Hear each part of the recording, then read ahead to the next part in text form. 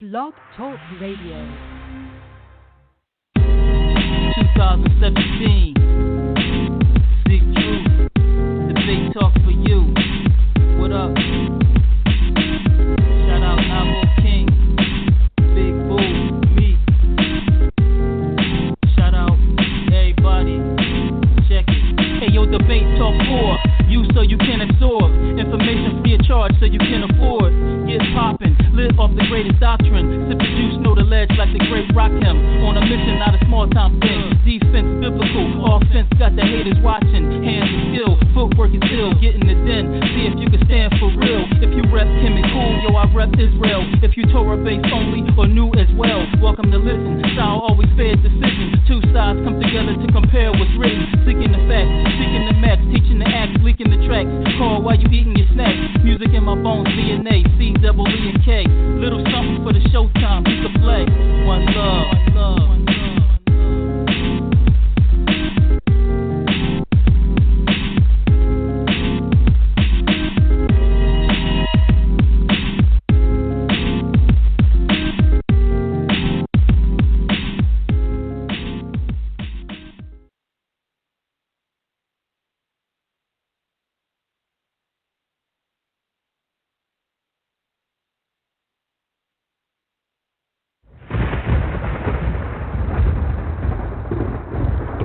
That dial. You're now listening to Debate Talk Radio.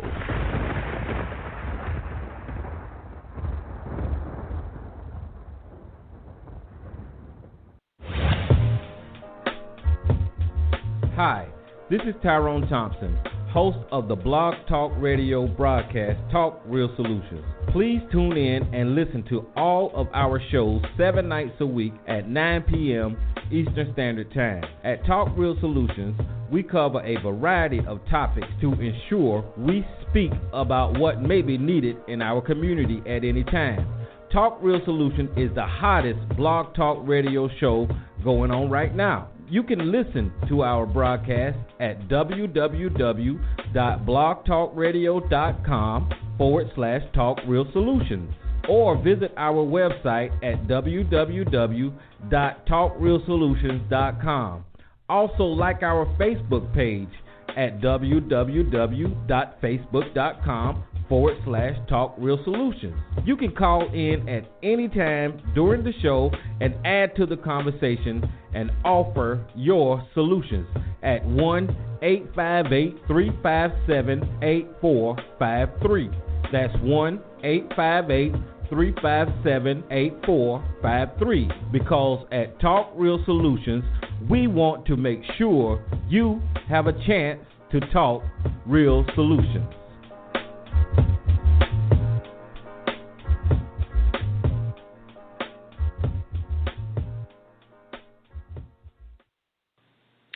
Peace and blessings to everyone that's listening. This is Moreh Yakel, the mighty Hebrew, Lion of Judah with Campaign for Biblical Literacy Ministries, walking in the way of my forefathers Abraham, Isaac, and Jacob, observing the Torah, slaying devils, and manifesting the blessing of the Most High. Come by, pay us a visit by going to my website at www.campaignforbiblicalliteracy.com and by going to my YouTube channel at Campaign for Biblical Literacy Ministries. Shalom. Shalom, Israel. This is Brother Robert, a.k.a. Pastor Nobody, from the Fountain of Israel Bible Studies class. You can find us on thefountainofisrael.com or use the search box on YouTube and type in Fountain of Israel. You can also email us at foibiblestudies@inbox.com. Again, that is foibiblestudies@inbox.com. We believe the whole Bible is the truth and relevant to our lives today. Join us weekly as we feed the flock with the uncut word of God. Matthew 4:4 says, "Man shall not live by bread alone, but by every word that proceeds out of the mouth of God." So until next time, this is Pastor Nobody. Search the scriptures and prove all things. Shalom, Israel. This is Renald Francoeur representing from Atlanta, Georgia. And when I'm not busy in the studio, I'm checking out Debate Talk for You Radio. Keep up the great work, Sal Showtime. Hey, what's going on, everybody? How you guys doing? Welcome to another show. You're now listening to Season 7 of Debate Talk Radio. Of course, I'm your host, Sal Showtime, and we are back with another classic show. For the world to tune in, we definitely appreciate everybody that's listening via phone or via Skype, and that call in 10 minutes, 15 minutes ahead of time is waiting for Debate Talk to come on the air. We appreciate the fans all across the globe. We definitely appreciate the support. Of course, everybody overseas checking out the show that's listening via Skype or somehow listening online. We definitely appreciate you guys. And, of course, everybody on social media, on Facebook, Twitter, Instagram, that's checking out the show. If you're inside a Facebook group and you're tuning in, do me a favor, share to your personal page. Let people know that Debate Talk for you is live and on the air. And for those that are new to this is the show where you can call in live with your questions and your comments. Pop down that number, 319-527-6239. The only rule that we have here is that there's no foul language. You got to keep it clean, keep it professional. However, if you get your questions answered right here on Debate Talk Radio. Today's show is entitled Understanding Marriage, Relationships from God's Perspective. Once again, today's show is entitled Understanding Marriage, Relationships from God's Perspective.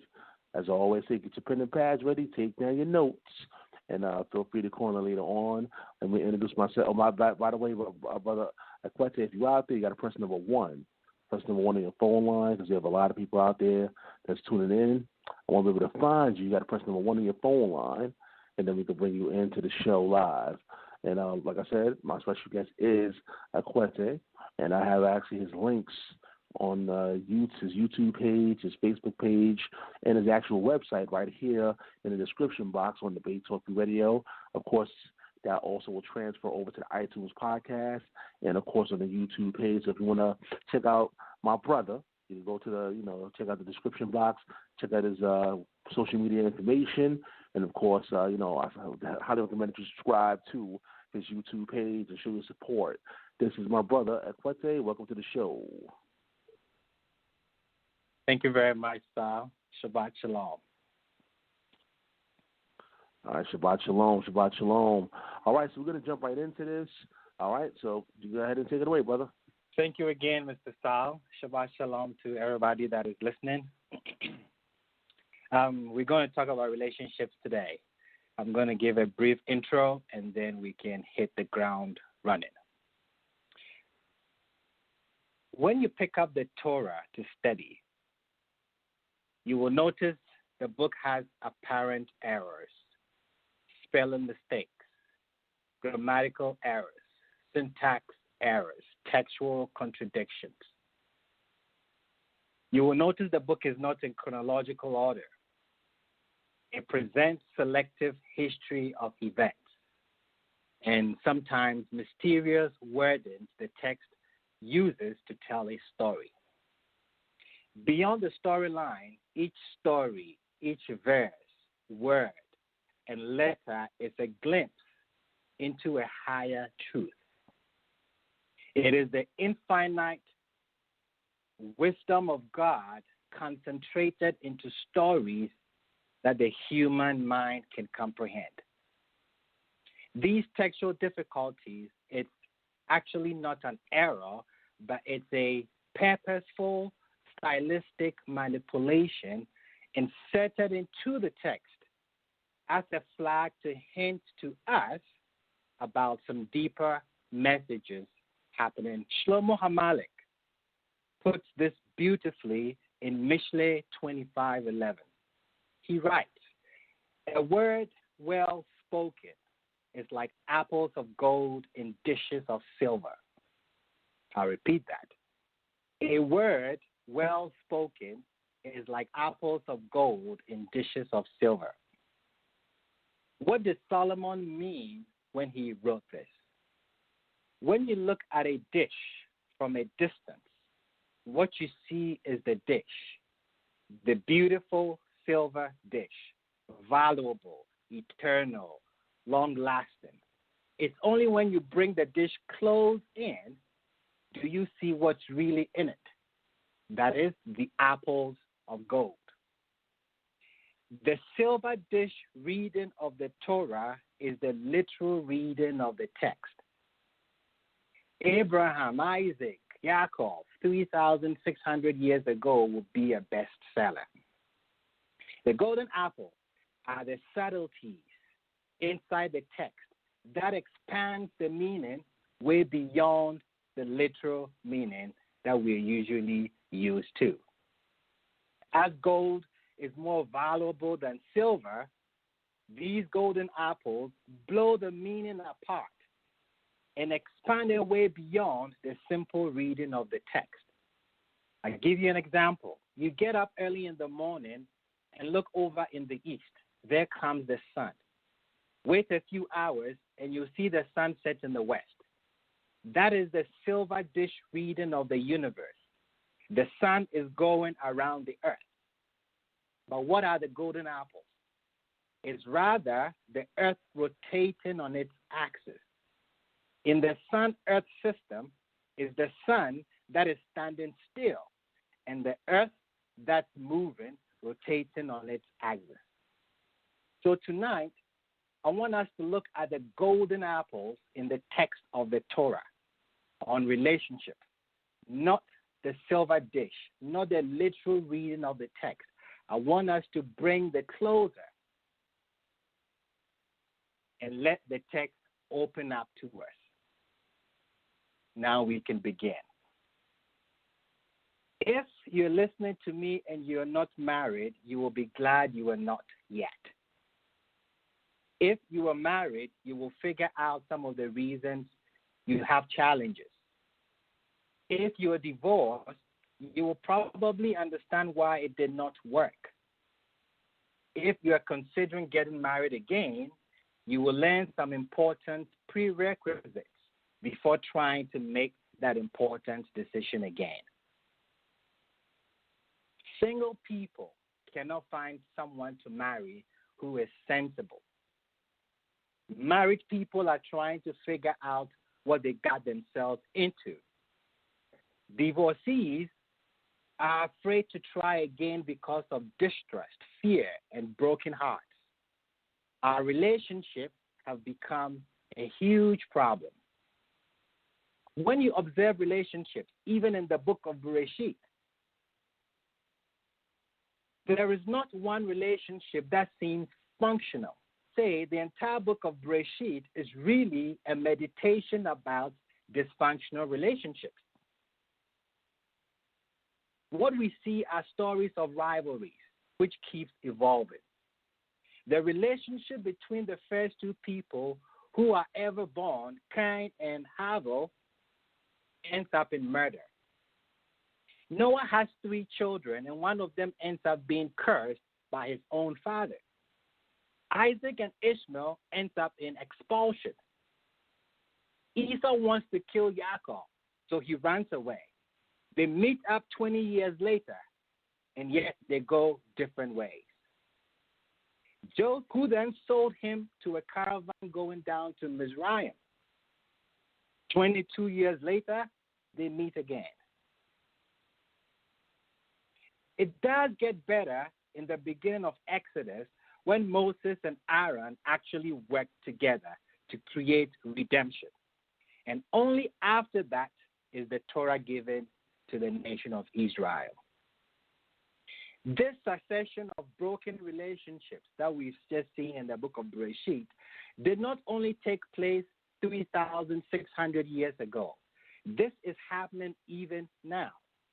In a generation that's on the whole better educated, more widely traveled, more experienced than perhaps any other generation in history. One might have thought that with all our education, with all our experiences, we will have more successful relationships. But it doesn't seem to be working that way. We are all products of relationships.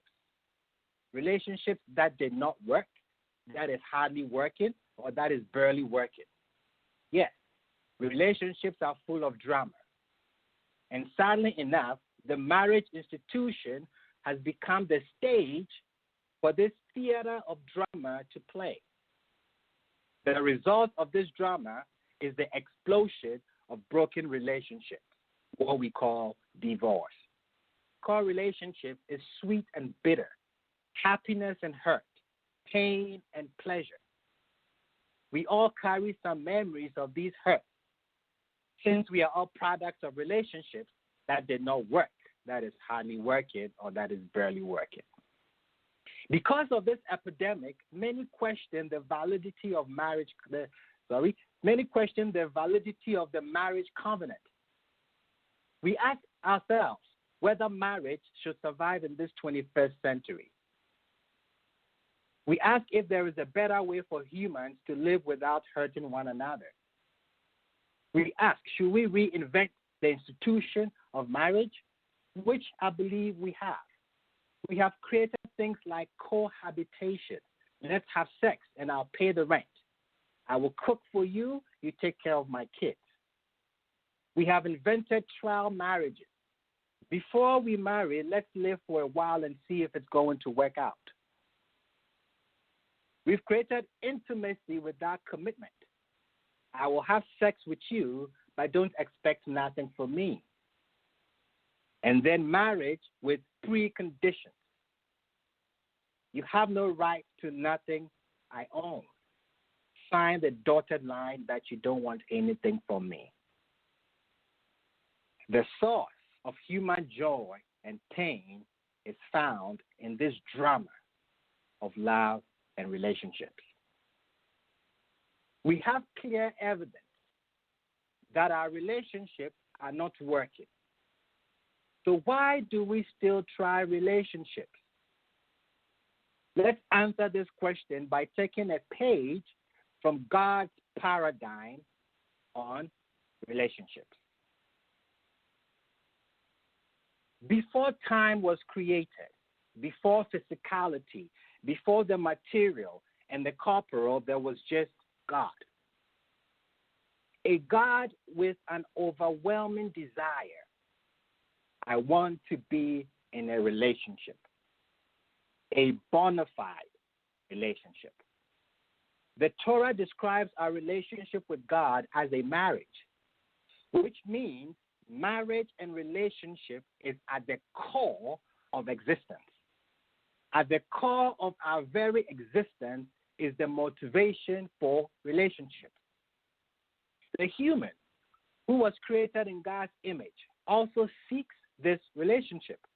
The reason why we yearn deep down for good relationships, the reason why our calling is not to escape relationships and live in solitary confinement, which unfortunately has become our culture, is because God himself was looking for a relationship. Somehow, there is something deep in us which tells us that to be fully ourselves, we must be able to transcend ourselves. Make no mistake, God was not missing anything. He was the perfect bachelor. He had everything. He was whole, complete. He was echad. He was alone. We know one cannot be married to themselves. Marriage, according to our present definition, is to someone else. One may ask, we might try to wrap our brains around the idea that God wanted a relationship. But how can infinity have a relationship? You are right. Infinity excludes every other reality. Infinity means it has no limits. It doesn't give room for anybody but itself. So before creation could happen, before God could get into or have a relationship with anything or with anyone, his first step was to make room, was to make space, withdraw his infinite presence and light, creating a vacuum, an empty space in which a self-sufficient, independent existence can emerge. God had to create a possibility for a relationship. And the first step was to make room for an independent, free will existence. This is called the process of self-withdrawal. God withdrew his light, creating an empty space in which existence is introduced. This means the first thing God did before he got married, before he created the world, before man, was he created an empty space in which he is not present. The first thing you and I must also do if we want to create a relationship is self-withdrawal. We must drill, excavate.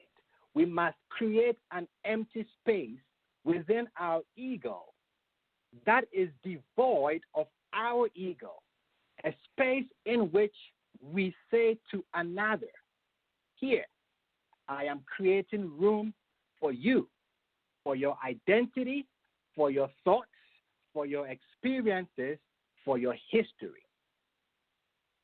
If you cannot create self-withdrawal and create space for another, you are incapable for a relationship.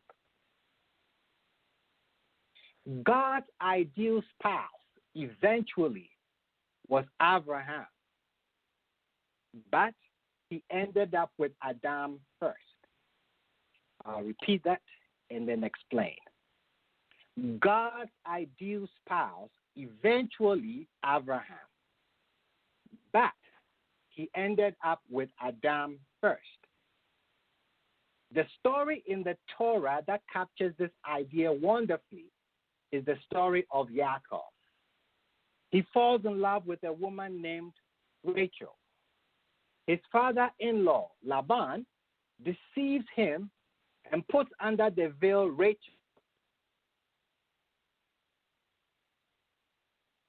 puts under the veil Leah, Rachel's older sister, and sees Leah and asks his father-in-law, why did you deceive me? His response, it is not done so in our place, to give the younger one before the firstborn. In other words, you cannot marry the younger before the oldest. These are profound words from Laban that we should learn from. Jacob thought he married the wrong woman. It's a mistake. He did not want to marry Leah. How do we understand this story in regards to relationships and marriages? Let's look at the golden apples in the text. The metaphor behind Yaakov's experience with Rahel and Leah. Rahel and Leah are not just two sisters. They represent the two parts of every person. In every marriage, there are two wives. There are two husbands. Even if you married only one person. In every marriage, there is an Adam and Abraham. There is a Leah and a Rachel. What do I mean? Rachel is the woman of your dreams. Leah is the woman you end up with. Abraham is the man of your dreams, but you end up with Adam. Rahel is the spouse you anticipate. Leah is the spouse you end up with. Rahel means sheep, docile animal, relaxed and sweet. Rahel is the beautiful woman, her physique, her countenance, and personality, something to write home about. Leah, on the other hand, means exhausted. She represents those qualities in us that makes us tired. During the dating period, God only shows you Rachel or Abraham. After 2 months of your marriage, after 5 years of your marriage, you discover it was Leah one morning and say, it is Leah, it is Adam, What do? Call my attorney? Not at all. You see, Leah or Adam was meant for you. But if God has shown you the Leah or the Adam on your first date, you would have said bye. But what we don't realize is that it's the Leah qualities that challenges us to become the person we are to become. It is the Leah or Adam qualities that challenges us to create space and make room for otherness. Let me repeat that. Don't realize is that it is the Leah qualities that challenges us to create room, to make space for otherness. That is why women wear veils at weddings. The silent message is, you don't know who you will marry in. She walks in as Rachel, and when you remove the veil, just like Jacob did, you discover it's Leah. The veil tells you what you see is just the tip of the iceberg. The groom under the hopper is saying there will be layers of your identity that will emerge to the surface in a year, in 5 years. And I am committed to love not only the part that I see presently, but also the part that I don't see. I am committed not only to create space for Rachel, but also for Leah. That is why we use a ring. A ring is a graphical image of making space. God had to make room, make space, withdraw his infinite presence and light, creating a vacuum, an empty space in which a self-sufficient, independent existence can fill it. And this is the ring that the man tells the wife. I am creating an empty space in my ego where I am creating room for your identity, for your thoughts, for your experiences, and for your history. The ring is the circle of God's infinite light. That space has been made for the other's finger to fit in. I've always wondered why in the Talmud the tractate for divorce comes before the tractate for marriage. I mean, why will you write about divorce before you write about marriage? The reason is that is the requirement. To get married, you have to first divorce yourself, meaning I am ready to create space for you, not on my terms, but on your terms. I am ready to create an empty space in my ego where I am creating room for your identity, for your thoughts, for your experiences, and for your history. Creating room for Leah. We see that the story of Jacob marrying Leah first is not an isolated story that happened 3,600 years ago. The reason the Torah tells us the story and the reason it happened to the founding father Israel is because the Torah is telling us about most marriages' sin. You see, Rachel died at a very young age. Jacob lived most of his life with Leah. Who was Jacob buried with? Leah. Rachel is buried in Bethlehem. Jacob and Leah are buried together in Hebron. Psychologically, what this means is the image of your spouse as a picture-perfect, impeccable, and flawless creature dies away with time, which is Rachel. And you are left to spend the rest of your life with Leah, the part of your spouse tired. When Rebecca realizes she is about to meet her husband-to-be, Isaac, she veils herself. What was the message? Isaac, we are going to be joined in matrimony, and you need to be committed to love and appreciate the part of me you don't see yet. Make room for my otherness. There will be things that I understand that you may not quite understand the same way. Comes very clear in the Torah as you read on. When you marry Rahel, you will always marry Leah also. There will always be surprises. There will always be aspects of which you are not yet apprised. So gird yourself.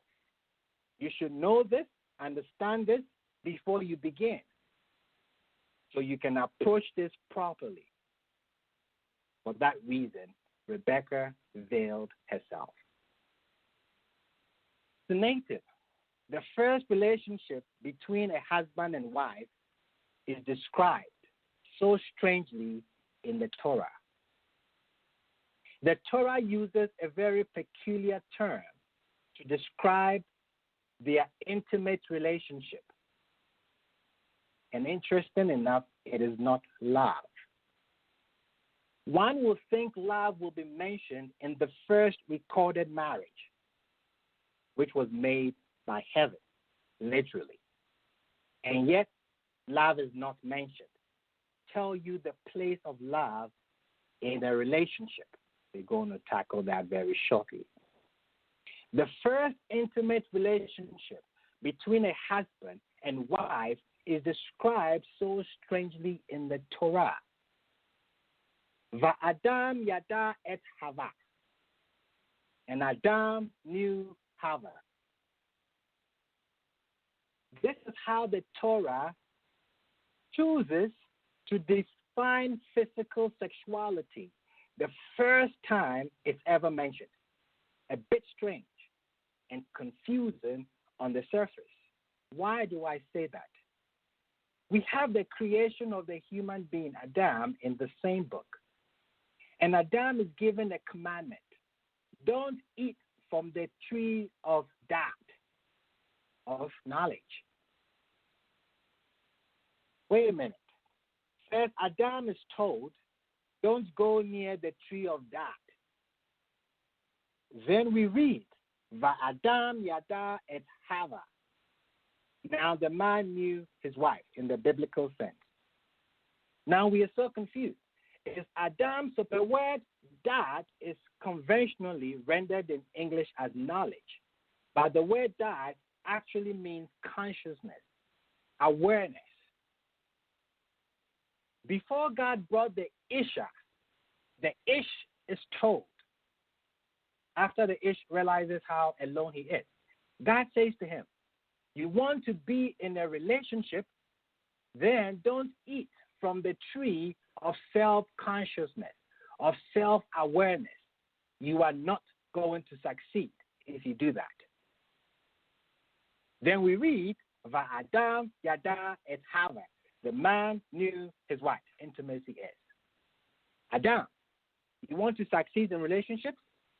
Stop being so conscious of yourself. Be conscious of the other. Be conscious of the other in an unending fashion.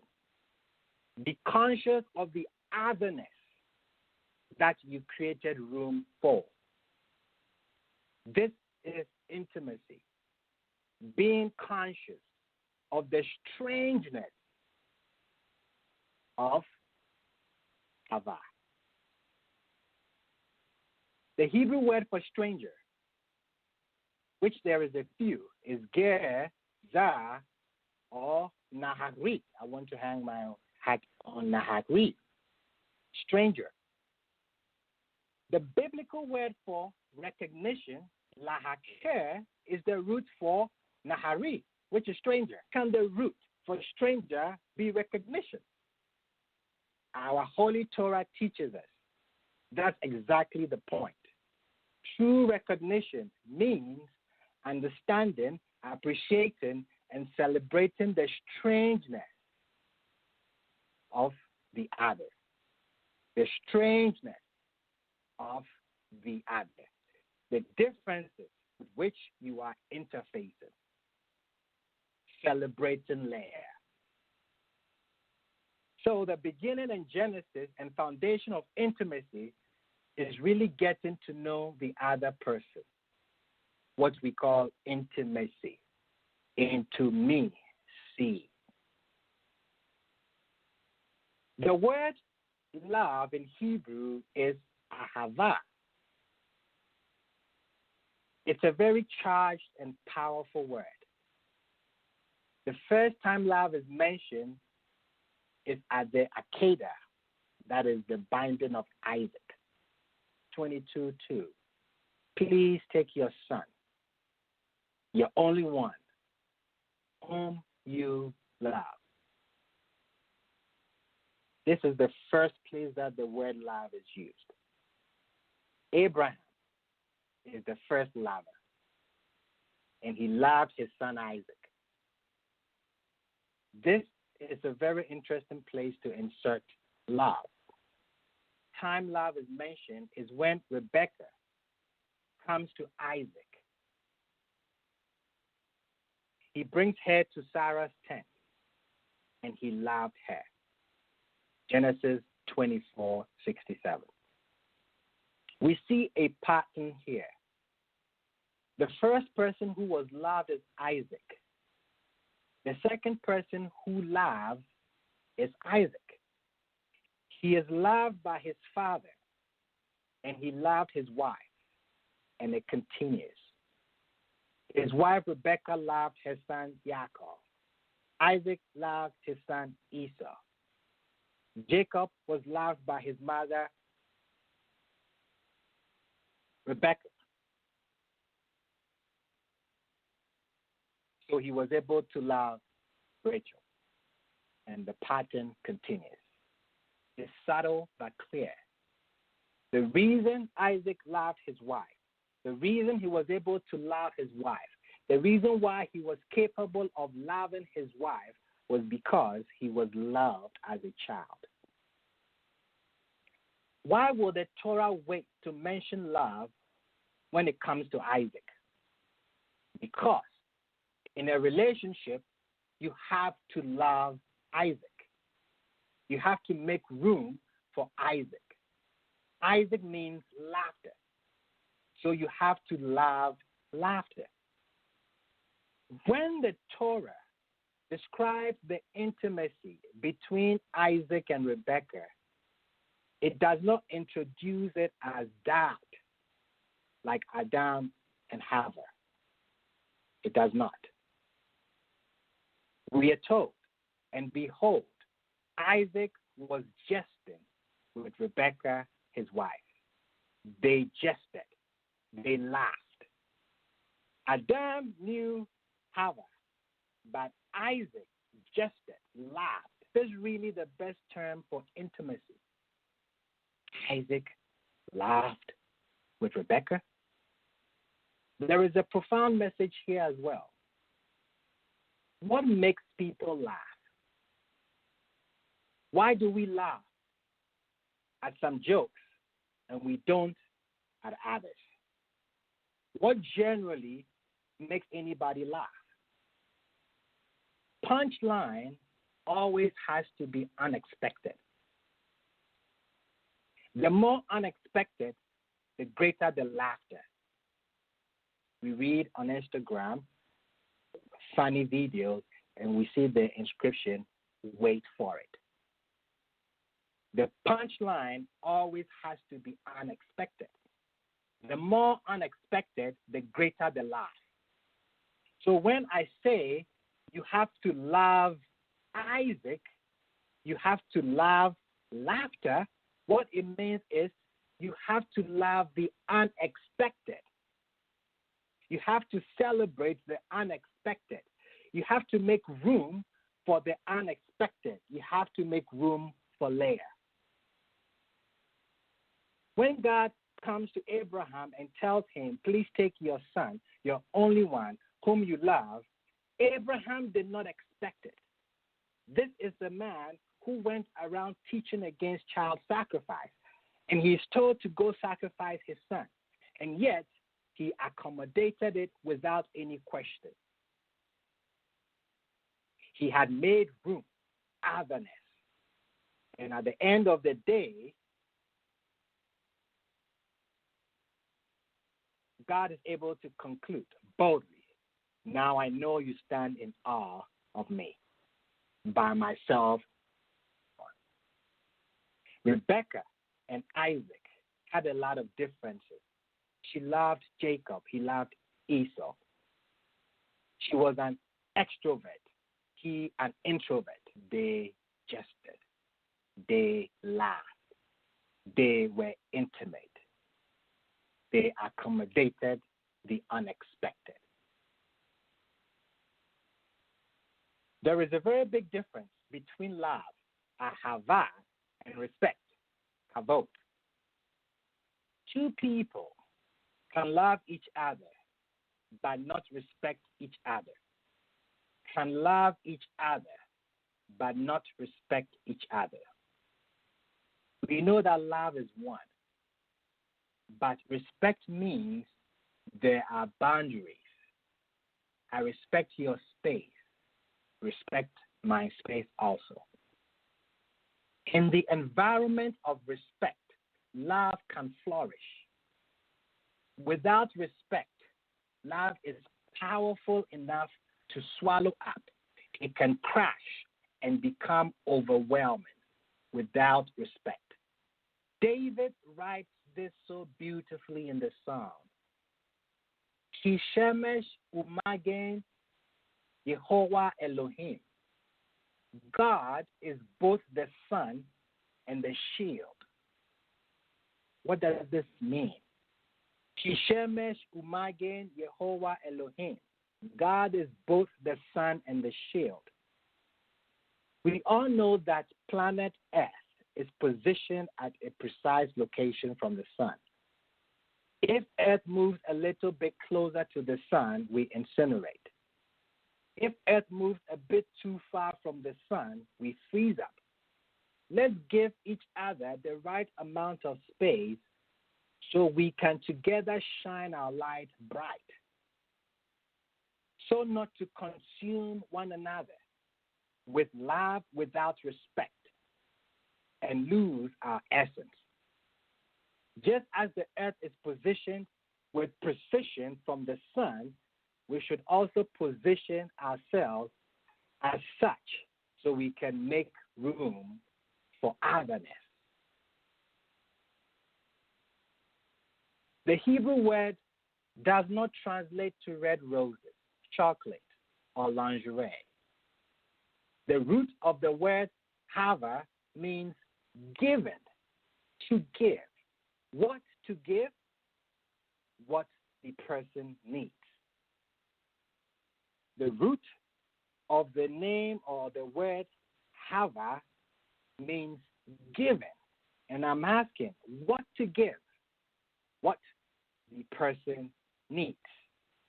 Torah, about whom we learn something about their courtship, is Isaac and Rebekah. They are the servant identified as Eliezer, Jacob and Rachel, Moses and Zipporah. What is interesting, of course, is they all met the same way at the local well. Isaac meets Rebekah through the service of Eliezer at a well. Jacob and Rachel also meet at a well. Moses and Zipporah also meet at a well in Midian. All three cases gave what the other person needed. Rebekah's compassionate activism when he gave water to Eliezer's camel. Jacob's love and strength when he removed the cover no one else could budge.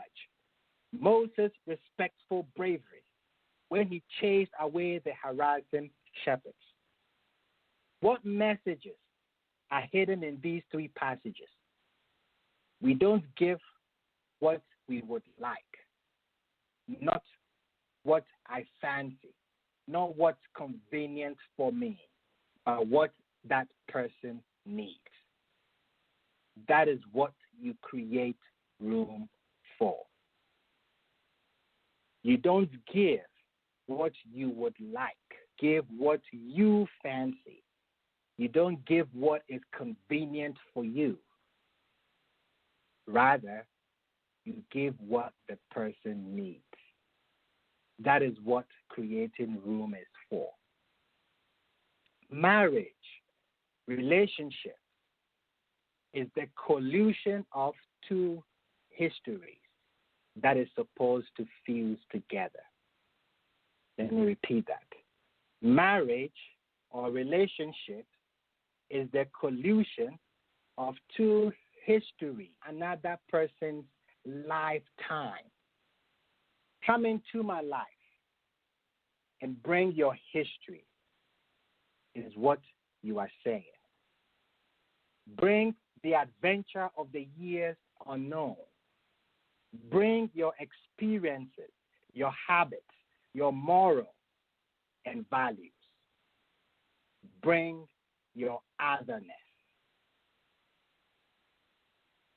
Since you marry the person's history as well, when you marry somebody, you just don't marry the individual, you marry their history as well. And since you marry the person's history, you want to put that person on trial and let them reveal their history to you.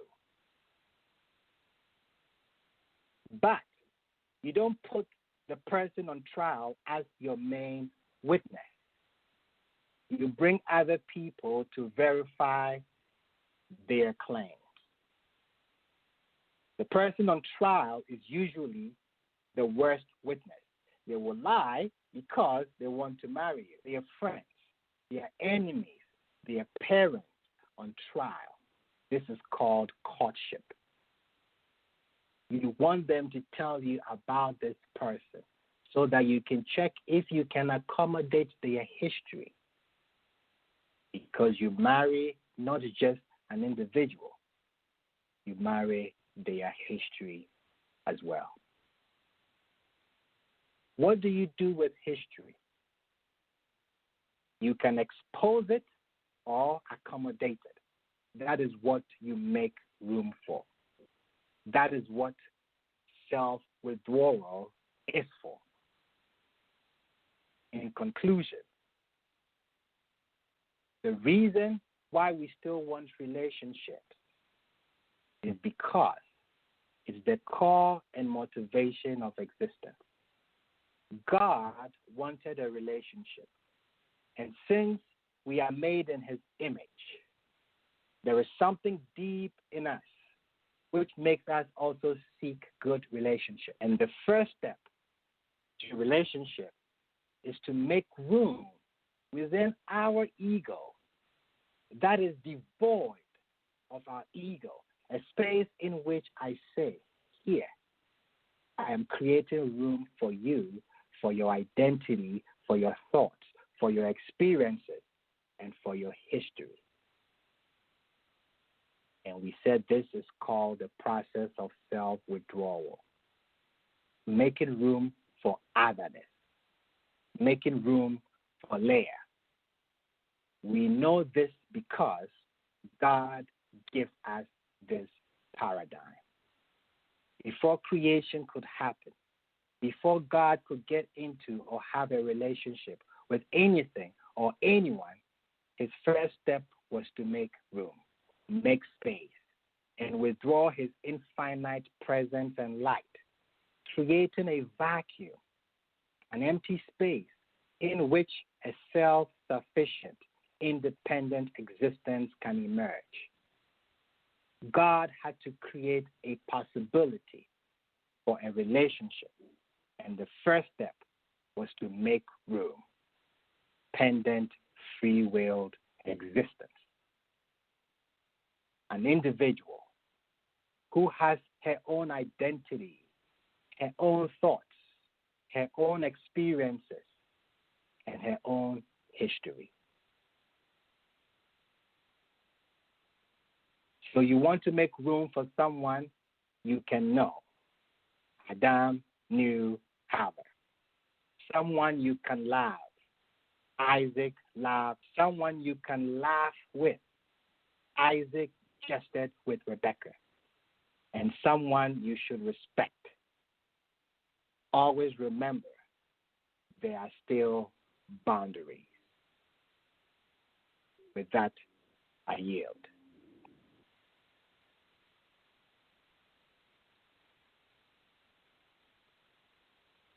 All right, family. Once again, another powerful lesson from my brother Akwetey. You know that number, 319-527-6239. If you have any questions or comments at this time, you can dial that number. If you're already on the phone line, you can simply press number 1, and we'll definitely add to the conversation. I already see some questions on social media. I think I have a few emails. Hold on. Yeah, let me read one of the emails I have. All right. Can you hear me loud and clear? You hear me? Yes, sir. All right, here's the first email. This is from Rosalie. How you doing, Rosalie? Thanks for tuning into the show. It says, the big issue, I believe, when it comes to marriage is after a few years, one of the two change or get comfortable. As we all know, there's a very high rate of divorce in the black community. As a matter of fact, most of my friends has been single for years or had a terrible divorce. I fear this will be me with my husband. We argue all the time, and it seems like it's about the most ridiculous things.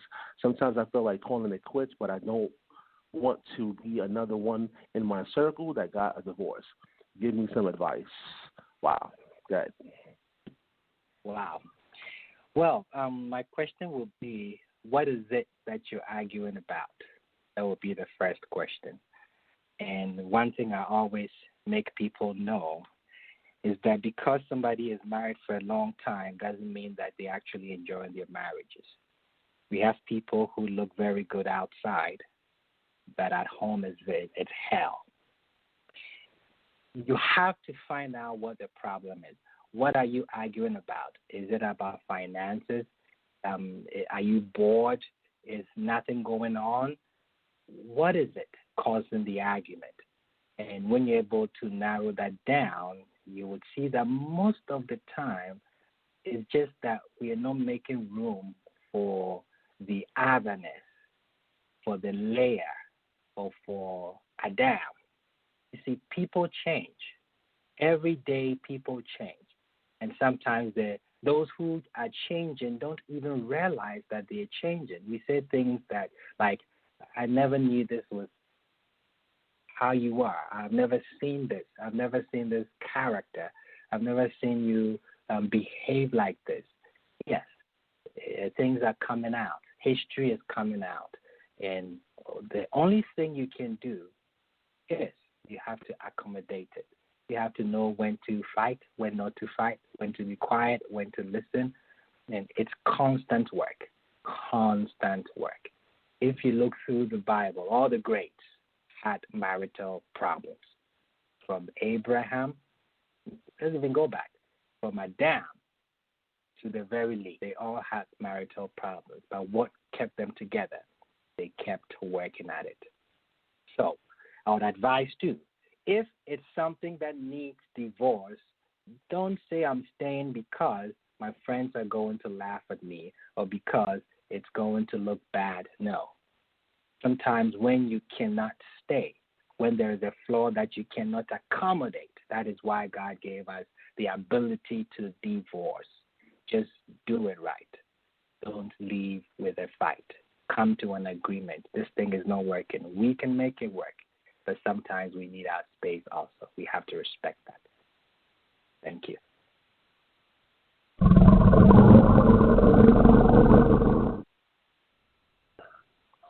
All right, once again, family, this is your time to ask your questions and your comments.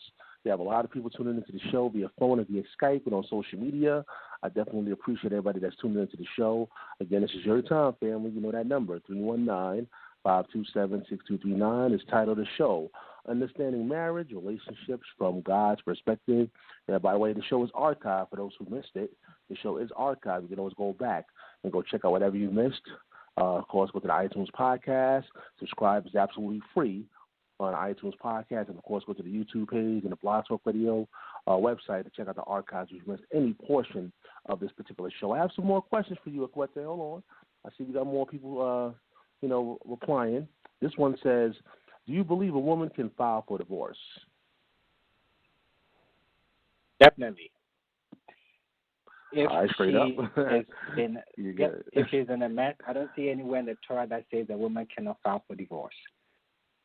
Because it will say a man, and usually the Torah speaks in the masculine, doesn't mean that it's saying that a woman cannot. No, a woman can file for divorce. If the man is not taking care of what he's supposed to take care of, if the man is cheating, if the man is not being responsible, she has every right to go to the authorities, if you want to go strictly by the Torah, to go to the elders of that generation and ask for a divorce. And they're going to work with her in getting the divorce. There's nowhere that it says a woman cannot ask for a divorce. Nowhere. All right, we appreciate your email question. I have another one here. Hold on. Now, feel free to call in, people. You know that number. You know, we like to hear your voices. We have a lot of people on the phone lines, though. It's person number one, and we'll add you in. And we read this other one that says, according to your research, brother, what is the number one reason why marriages fail? King Solomon tells us, he says, with wisdom a house is built, and with understanding it is furnished. People get married, get into relationships because they're in love, but love does not make a relationship. People who have divorced will tell you that I still love the person, but something happened in the relationship that is bigger than the love, so the love could not save the relationship. It's hard to live with another human, another person who has free will, who, like the Bible says, as a connector, can decide against you, a helper against you. It's difficult. So what we need to know is not love. We need to know how to live with another human. We need to have communication skills, how to deal with,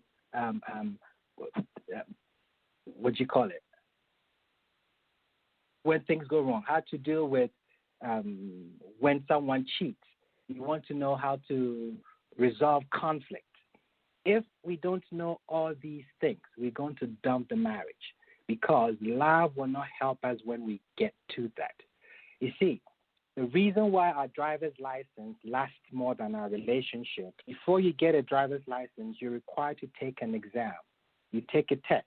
They make sure that you can drive on our streets before they give you a driver's license. But you can go to that same government and get a marriage license. Here in Las Vegas, it's a drive-through wedding, and you get a marriage license just like that, without taking any test, without requiring that you attend a class. So the government is more interested with our cars on our streets than our marriages in the community, because you can just walk in and get a marriage license.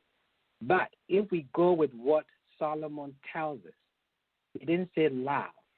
He said, with wisdom, a house is built. Standing, it's furnished. I can know how to drive a car, but when it breaks, I have to go to a mechanic. If you don't know how marriage works, yes, you're going to be in love, but when the challenges come, because you don't know the prerequisites, you pack your bag and baggage and want to run out. But no, if you understand how marriage works, the psychology of man and woman, how to deal with conflict, how to deal with trust, communication skills, and if you know that you have to make room for these things, you have to make room for the unknown, for the person's history. And it's difficult. I'm not saying it's not. It's difficult. You have to work on it every day, because you don't know what's going to show up the next day. Sometimes some of the history is hidden and is not revealed to you. And one day you open the front door and here stands a child, and they're saying, is your husband's child. This is history coming together. And it's difficult. God knows it's difficult, but we're supposed to keep working on it.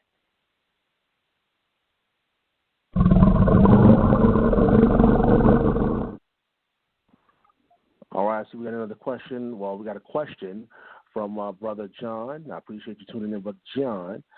It says, I know people that's been married for years, but for all the wrong reasons: money, kids, property, etc.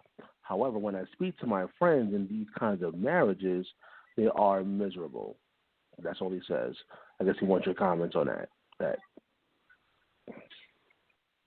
Yes, you're going to be miserable if you don't know the prerequisites of why you should even get into a relationship in the first place. Like I said, God wanted a relationship. But if we go back to Genesis, the reason God created the woman, the Isha, is because he said it's not good for the man to be alone. The Ish is given instructions. He's given an assignment. He's given what we call work. When I say work, I'm not talking about your job. Work is what God has called you to become. And that is what the woman is created to help you with. The difference between your work and your job is that they can fire you from your job, but they cannot fire you from your work. Your job is what you pay to do. Your work is what you pay to become. And it's that work that the woman was created to help you do. So the woman is coming equipped.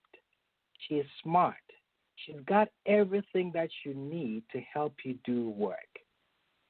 The problem with most relationships is that the man is not doing anything. Now you have the woman who is equipped doing anything, so she's frustrated. So we say she's nagging. She doesn't respect. She is bored. We're always fighting because there's nothing for her to use her touch on. There's nothing for her to help you with because you're not doing anything. That is why the first thing God gave Adam was not a wife. He gave him instructions, work, start a garden, cultivate, stay in my presence, keep my commandments. And then the woman was brought to help him do that. But if he's not in position, no matter how much money you have, the woman is going to be frustrated. The man is going to be frustrated because there's no harmony. There is nothing that you are doing that she is there to help you with. So most of the women pin themselves. So that is our problem. It all goes back to Solomon. With knowledge, a house is built. With knowledge.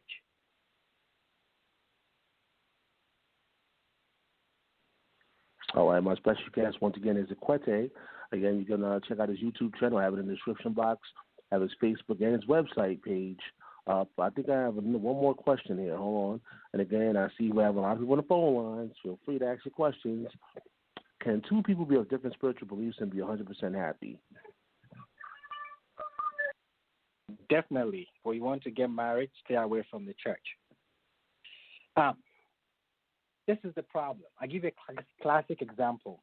Abraham is told by God, Lech Lecha, go for yourself to a land that I'll show you and I'll make you great. The place that he was leaving, they were idol worshippers. Abraham goes, and the Bible says he makes souls.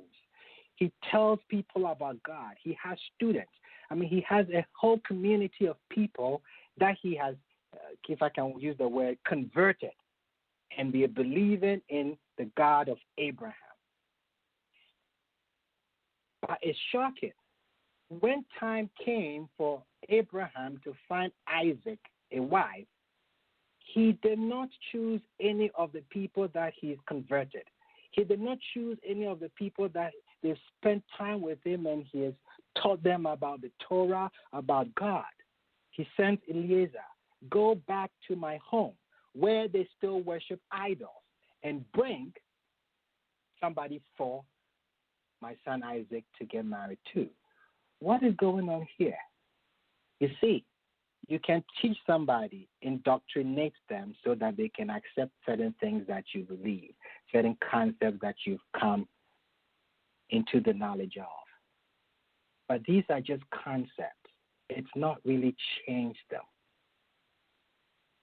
But when you want real character, that is what you want to, when you want to marry somebody. You look at what we call the midot, the character. You can't fake it. Abraham would rather go to a place back home where they worship idols and then look for a lady who has very consciousness. You can bring that person into the revelation of God. You can do that. But character is so hard to change. So Abraham would rather go find a girl who worships idols with good character than somebody who was in the church, spiritual, and yet the character is faulty. Because the person is spiritual doesn't mean that they've got good midot to make a wife or a husband. Thank you.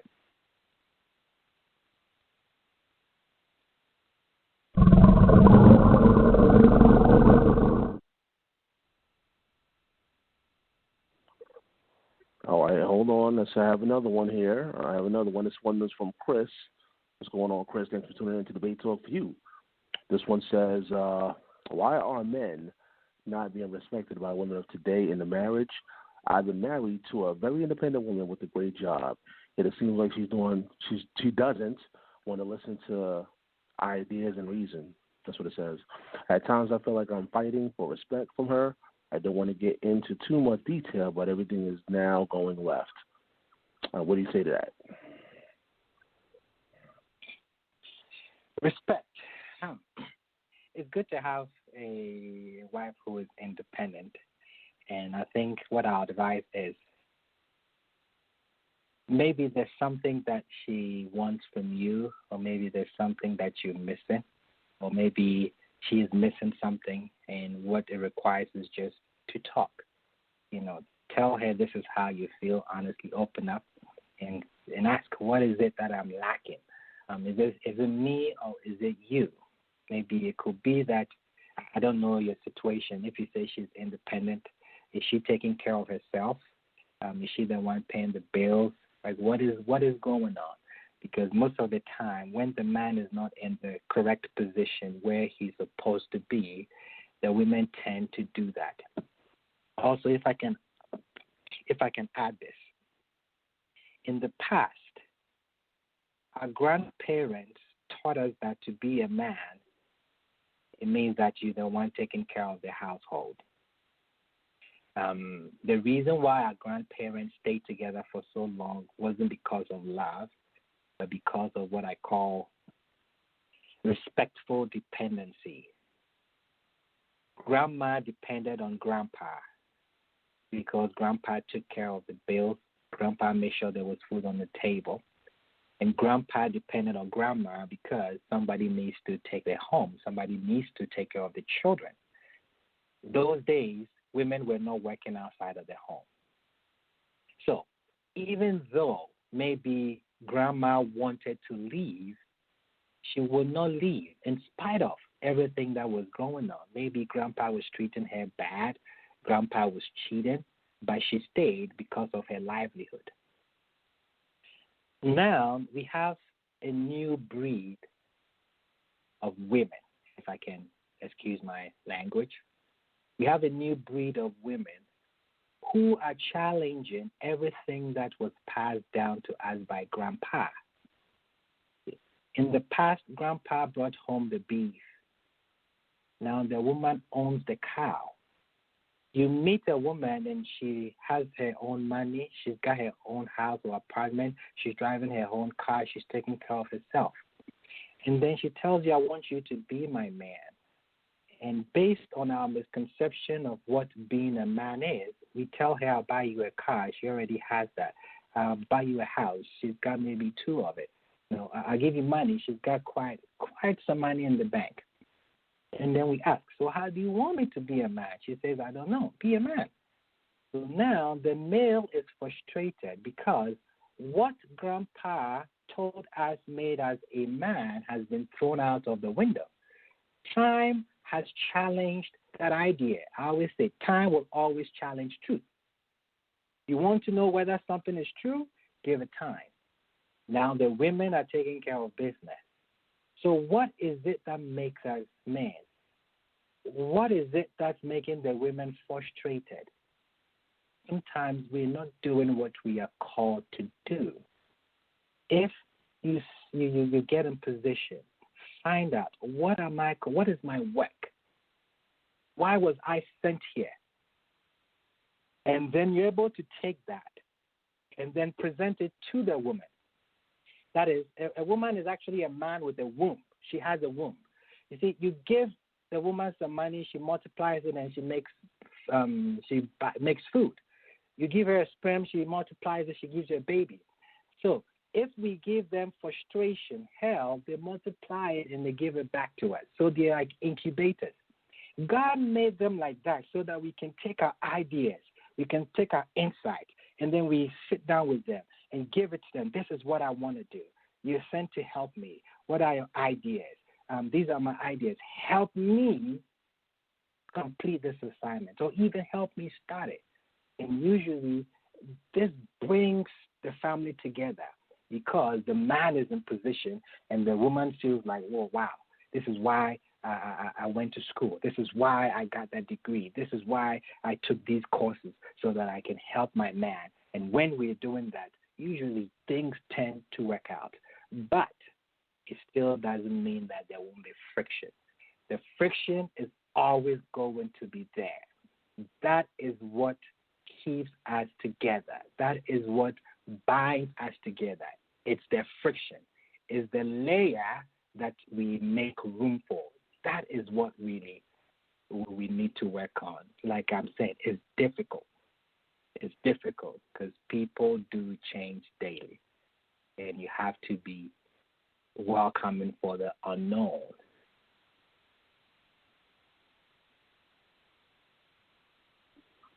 All right. Once again, we have a lot of people on the phone lines, but for the first time, nobody's pressing number one. They're staying by tuning in. And I know some of these topics are very sensitive. I understand some people don't want to, get personal and address certain things that may be going on in their personal lives. However, I believe in timing. I believe, the Most High Yah works different ways to give you answers. You know what I'm saying? This may be your time to get answers to whatever you may be going through. Maybe your one and only time to, speak out and get the answers that you need when it comes to anything that's happening within your relationship. That's what this show is all about. Getting the answers to your, the answers to your questions. Again, the show is entitled "Understanding Marriage, Relationships from God's Perspective." I think I have one more question over here. Hold on. This is from Joey Israel. Joey Israel, what's going on? It says, I have a friend that's having problems in her marriage. Do you believe a friend should tell another friend to get a divorce or just leave it be? That is why you're a friend. That's what friends are for. Sometimes when somebody is in something and their judgment is, clouded, sometimes they need a different perspective. So, yes, you can there's a way to put it. So you can suggest that, hey, don't you think that maybe you guys need to separate first, need some space, and then work things out, and then see if this thing is going to work. If it's not going to work, you're better off. If you guys try and it's not going to work, you're better off getting that divorce. Yes. So you should. That's what good friends do. Give them constructive criticism and say, hey, this is what I think. And based on this and this and this, maybe you can do this. You can look for all the help, but maybe considering separating and rethink this. So yes, it's a good idea if you think that would help. Okay. All right, so Akwetey, nobody else is pressing number one at this time. I don't have any more emails or questions. I'm looking in the chat room. Nobody's saying anything. Everybody just tuning in. So we're going to get some last words from you, brother, and I definitely appreciate you. We're going to definitely have you back on. Any last words? Go ahead. Okay. Usually when we think about marriages, we look at marriages like cookbooks. So you go to the store and you get a cookbook, and then the pictures that you see are the final product. The cookbook is telling you that if you use the right ingredients, this is what the end result is going to be. So we need the right ingredients, and then we have to combine the ingredients correctly. And then the most important part of the preparation of the food is the part that we hate the most, is the heat when we put it in the oven. You see, when the heat is on the food, it's supposed to turn it into the nice picture that you saw in the cookbook. The food is not supposed to collapse and fall apart under pressure and the heat. When we look at rubies, diamonds, what we call gems, it means to fuse together. Diamonds are products of heat, pressure, time, and fusion. This is what's supposed to happen when two people come together. When you take Ish and Isha, put them together, you pretty much have the same alphabet. The two alphabets that are left, when you cancel out the two alphabets from the Ish and then the Isha, when you cancel it, you're left with the initials of God. Without that, it spells fire, meaning that without the God factor, what you have is just heat. What is the God factor? These are the principles that God has given us in His Torah about how to live with each other. He gives us an example. He says, you want a relationship, you have to make room. Try in your head about that perfect spouse. But you don't get that right away. God had to start with Adam, who did not listen to Him. Even though he ends up with Abraham, but he accommodated Adam. So that is what we should make sure. Regardless of who it is, there is going to be heat. And the heat is not supposed to make it collapse. The heat is what makes everything worth it. We like hotel rooms because we are there for a few nights. We don't have to know the people in the rooms near us. Somebody you don't know folds up your clothes and makes your bed. In the hotel, you are comfortable and detached. Marriage is the opposite of the hotel room culture. It's becoming one with someone else and still keeping a precise distance. And it's very challenging. But I hope by presenting to you a page from God's paradigm, I hope by presenting to you the golden apples on the silver dishes, we will be able to at least start rectifying our broken relationships. Thank you so much for your time, Mr. Sal. Shabbat shalom. Hold on, stand by, Akwetey. I apologize. Stand by. Somebody's pressing number one now. Somebody's pressing number one now. Let's go to the phone lines.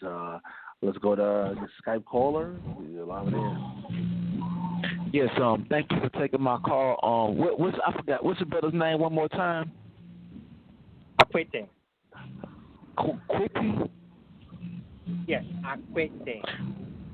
Yes, sir. I want to say Shabbat Shalom to you, and I'm trying to get married, and I'm marrying a transsexual, and I just needed some advice. You married a transsexual? Well, it had the operation, and And when I be banging it, I say, "Come, Yashallah." Yeah, it was one of those crank calls. Yeah, man, you can answer that one though. Go ahead, man. Well, if I should answer you straight from the Torah frowns upon that. But because the Torah frowns upon alternative lifestyles, we don't just write the person off. There are sometimes that the person cannot be blamed for feeling this way or getting into these relationships. I give you an example.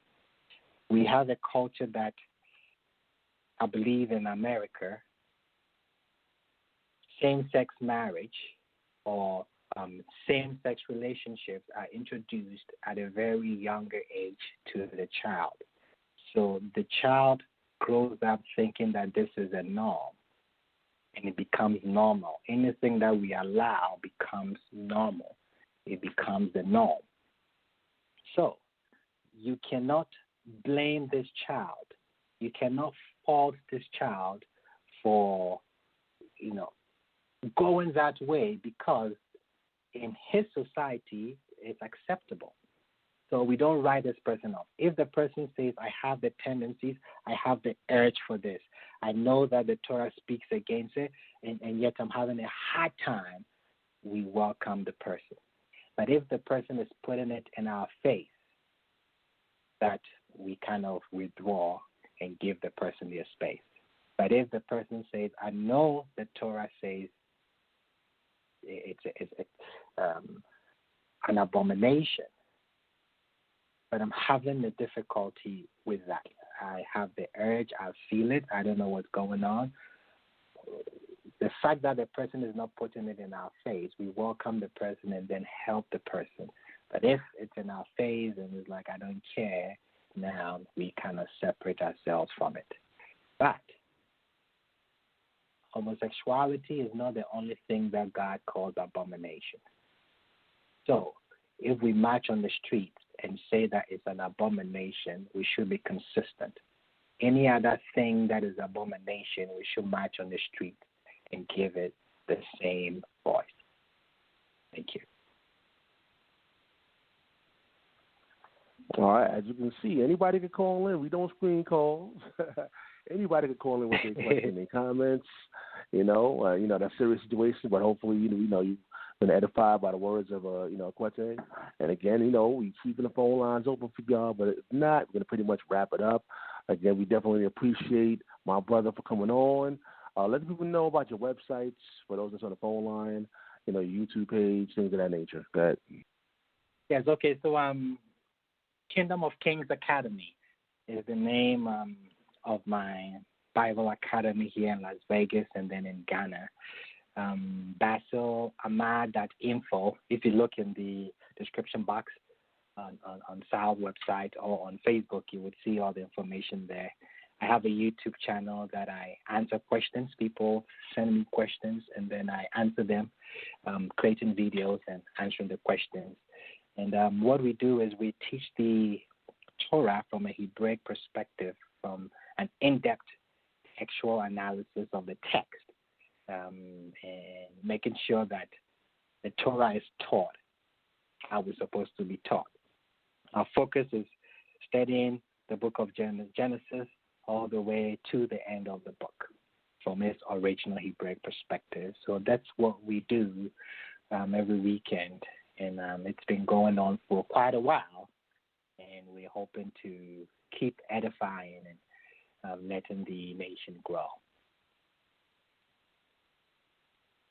2017, Big Truth, the big talk for you. What up? Shout out Abo King, Big Boo, me. Shout out everybody. Check it. Hey yo, debate talk 4. You so you can absorb information free of charge so you can afford. Get poppin', live off the greatest doctrine. Sip the juice, know the ledge like the great Rakim. On a mission, not a small time thing. Defense biblical, offense got the haters watching. Hands are skill, footwork is ill. Get in the den, see if you can stand for real. If you rep chemical, yo, I rep Israel. If you Torah based only or new as well, welcome to listen. Style always fair decision.